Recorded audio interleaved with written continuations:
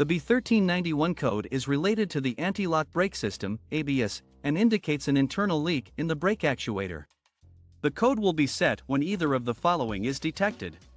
Before braking and when the pump motor is running, the accumulator pressure sensor input does not rise. Or before braking and when the pump motor is not running. The falling rate of the accumulator pressure sensor input continues to be greater than the standard value. The following cars are affected by this issue: 2007 to 2011 Lexus LS460 2010 to 2012 Lexus RX450h 3.5, and 2012 Toyota Highlander 3.5.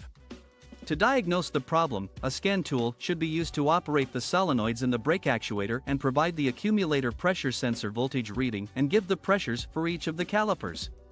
If any will cylinder values increase when operating the four solenoids, SMC1, SMC2, SLRRR, and SLRRL.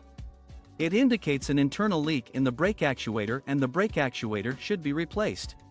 The most likely cause of this issue is an internal leak in the brake actuator, which can be confirmed by checking the scan data.